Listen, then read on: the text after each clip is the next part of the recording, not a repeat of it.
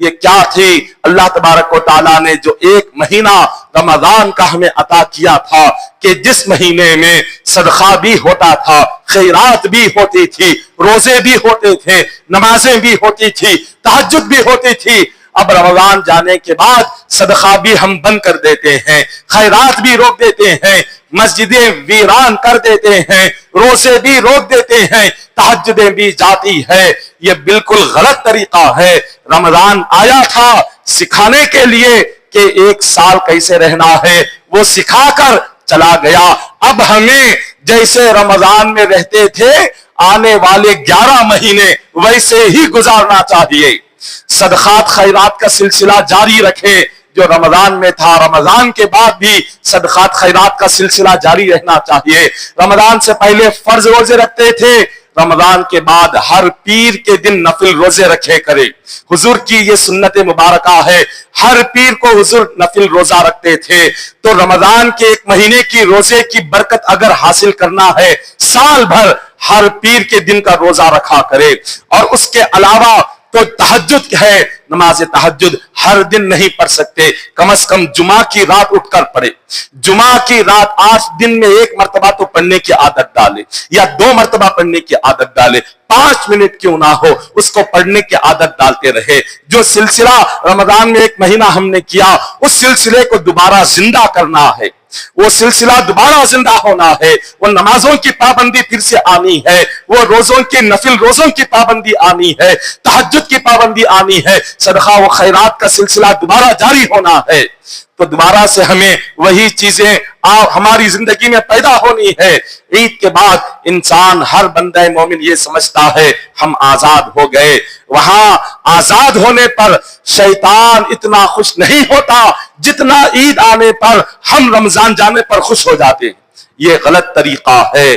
ہمارے لیے کیا ہونا چاہیے؟ ہمارے لیے عید کے دن سے دوبارہ رمضان آنے کی تیاری شروع ہونی چاہیے۔ دوبارہ رمضان کی تیاری عید کے دن سے ہمیں شروع کرنی چاہیے۔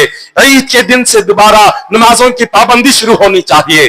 آپ غور کریں، جس مسجد میں ہم رمضان میں جو بھری ہوئی مسجد نظر آتی تھی، رمضان کے بعد جب وہ مسجد خالی نظر آنے لگے تو سوچیں اس مسجد پر کیا بیتتی ہوگی، اللہ کے گھر پر کیا بیتتی ہے کہ جب اس کا کلمہ پڑھنے والے اور اس کے آگے سر جھکانے والے، جب 1 مہینہ کہیں پر جگہ خالی نظر نہیں آتی تھی، اب اس کے بعد جہاں دیکھے خالی ہی خالی مسجد نظر آ رہی ہے، صرف 2 صفیں 3 صفیں مسجد کی، اور سارا محلہ کلمہ پڑھنے والا، سارا محلہ مسلمان، سارا محلہ حضور کا امتی، سارے حضور سے محبت کرنے والے، قرآن پڑھنے والے، اور صرف مسجد میں 2-3 صفیں۔ یہ کیا معاملہ ہے؟ ایمان کیا رمضان کی حد تک مسلمان تھے؟ اب ایمان رمضان کے ساتھ کیا ایمان بھی چلا گیا؟ کیا رمضان کے ساتھ ایمان کو بھی الوداع کر دیا؟ کیا رمضان کے ساتھ کلمہ بھی الوداع ہو گیا؟ کیا رمضان کے ساتھ قرآن بھی الوداع ہو گیا؟ کیا رمضان کے ساتھ نیکیاں بھی الوداع ہو گئی؟ ہرگز نہیں۔ مومن تو وہ ہوتا ہے جب تک اس پر سکرات طاری نہیں ہوتی تب تک مومن اللہ کی عبادت کو نہیں چھوڑتا۔ جب اس پر سکرات آتی ہے تبھی مومن کو اس کی نماز سے، عبادتوں سے اللہ رخصت عطا فرماتا ہے، اس سے پہلے اس کے لیے کبھی رخصت نہیں ہے۔ رخصت کب ہے؟ جب دنیا سے الوداع کہیں گے تبھی نماز الوداع ہوگی، تب دنیا سے الوداع کہیں گے تبھی قرآن سے الوداع ہوگا، جب دنیا سے الوداع کہیں گے تبھی صدقہ و خیرات سے الوداع ہوگا۔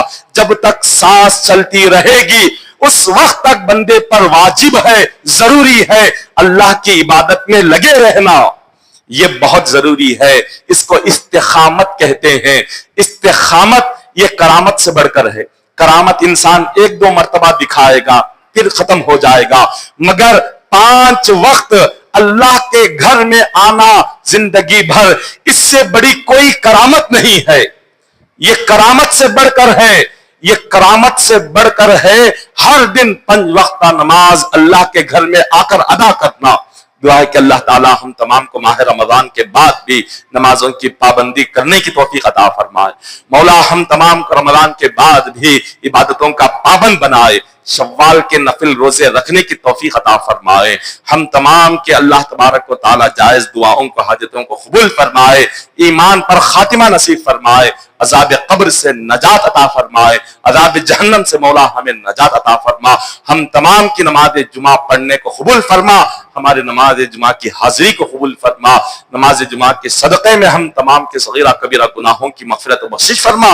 ان اللہ و ملائکتہ یصلون علی النبی یا ایھا الذین آمنوا صلوا علیہ وسلموا تسلیما۔ اللهم صل علی سیدنا محمد وعلى آل سیدنا محمد وبارک وسلم صلوا علیہ صلاۃ وسلام علیک یا حبیبی یا رسول اللہ صلی اللہ تعالی علیہ وسلم۔ حسبنا اللہ حسبنا اللہ حسبنا اللہ نعم الوکیل نعم المولا ونعم النصیر۔ سبحان ربک رب العزۃ عما یصفون